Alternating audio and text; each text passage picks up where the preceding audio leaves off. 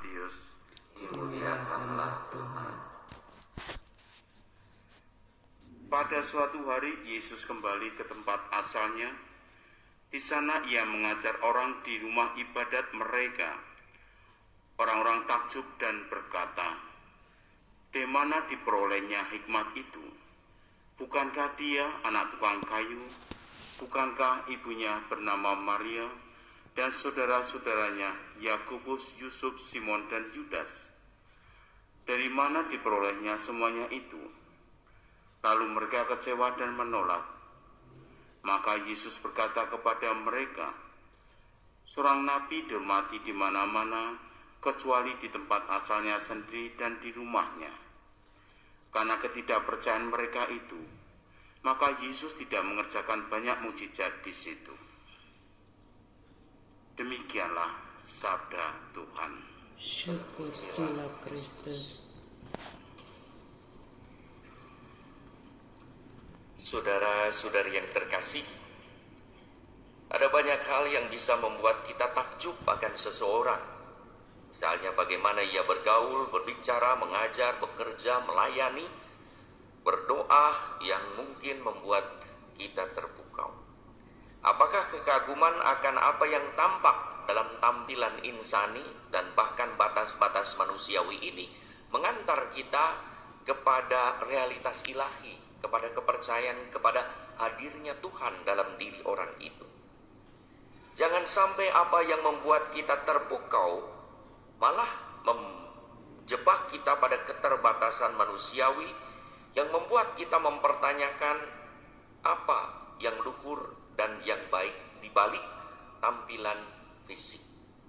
Hari ini peringatan Santo Yohanes Maria Vianney. Ia dikenal ketika mudanya seminari orang yang lambat dalam studi, susah tetapi tekun, hidupnya saleh. Maka dengan susah payah ia lulus. Ketika ditabiskan, ia tidak segera diberi kuasa untuk mengampuni dosa karena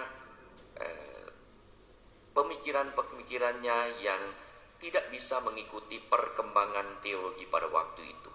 Akhirnya oleh uskupnya ditempatkan di suatu desa yang terpencil di antara orang-orang yang sederhana. Apa yang terjadi? Ternyata kesalehan hidupnya membuat ia menjadi seorang yang mempunyai pikiran dan hikmat yang luar biasa dari Allah.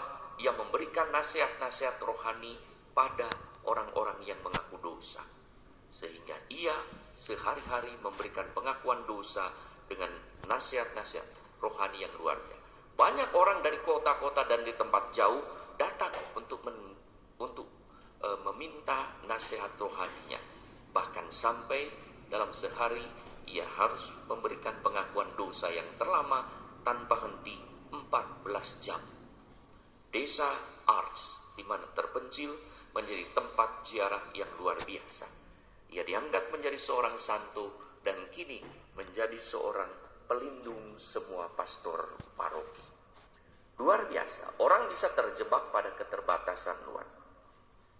Saudara-saudari yang terkasih, para pendengar Yesus kagum mendengar bagaimana Yesus mengajar dengan penuh hikmat dan kuasa bagi mereka yang berasal dari Allah. Bagi mereka, Yesus itu berasal dari Allah, kuasanya itu.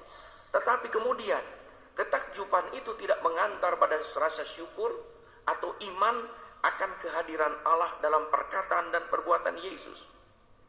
Mereka tidak percaya akan kehadiran Allah dalam diri Yesus karena terjebak pada fisik Yesus.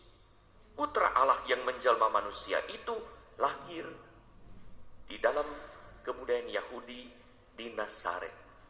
Mereka terjebak pada keadaan badan Yesus, yaitu kondisi sosial kultural Yesus.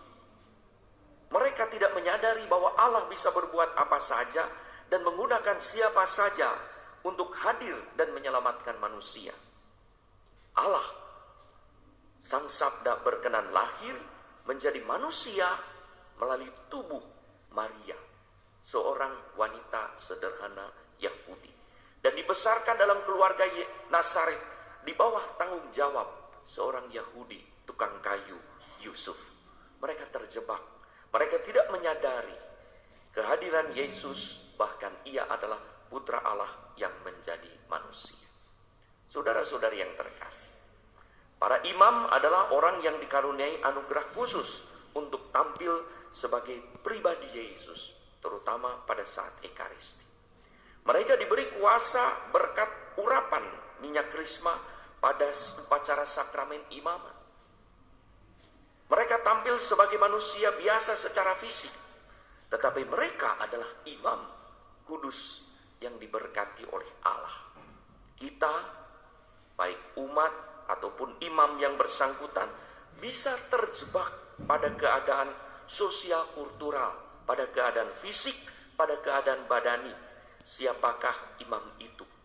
Kalau kita tidak terbuka pada bimbingan Roh Kudus, tidak memiliki atau tidak membuka pintu iman pada kehadiran Tuhan. Orang bisa berkata, imam itu manusia juga. Kata-kata ini benar, bahwa ia adalah tetap manusia.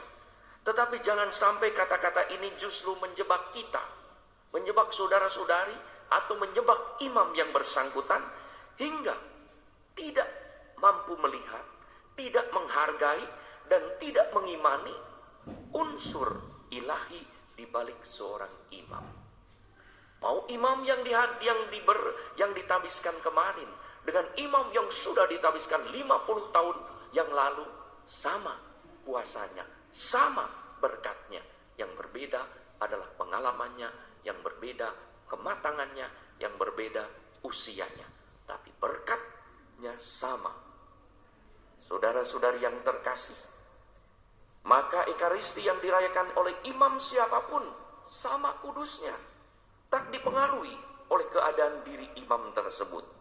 Walaupun kelayakan dan kepantasan seorang imam tentu dituntut secara mutlak. Untuk itu seorang imam diajak untuk terus-menerus membuat dirinya pantas agar sungguh kehadiran Tuhan itu layak diterima di dalam dirinya. Kadang ada umat yang memiliki pengalaman atau alasan tertentu dengan seorang imam menghindari ikut Ekaristi imam yang bersangkutan. Kita bisa memaklumi, tetapi mungkin pertanyaan atau renungannya, sejauh mana dalam kehidupan beriman dan perayaan Ekaristi kita tidak terjebak pada unsur fisik dan keterbatasan manusiawi, seperti para pendengar Nazaret yang hanya melihat kemanusiaan Yesus. Ia seorang pemuda Yahudi, anak Maria, ayahnya adalah seorang tukang kayu, saudara-saudaranya di antara kita. Kita bisa terjebak. Imam itu teman saya dulu. Imam itu dulu saya tahu sekolahnya bagaimana. Imam itu juga saya tahu dulu mainnya bagaimana. Bisa kita terjebak. Dia masih muda, kita cari yang lebih tua. Padahal sama kekudusnya. Nah, bagaimana kita melihat? Sebagaimana Yohanes Maria Vianney yang dulu tidak dianggap sebagai seorang imam, bahkan sekarang menjadi pelindung para imam paroki sehebat apapun di bawah doa dan perlindungan Santo Yohanes Maria Vianney. Demikianlah juga kita ini adalah manusia biasa semua, tapi sesungguhnya karena baptisan, karena rahmat khusus, bahkan karena urapan minyak krisma pada saat sakramen penguatan, kita telah menjadi anak-anak Allah yang dilengkapi dengan 7 karunia roh. Bagaimana kita juga bisa melihat kehadiran Allah di dalam diri kita?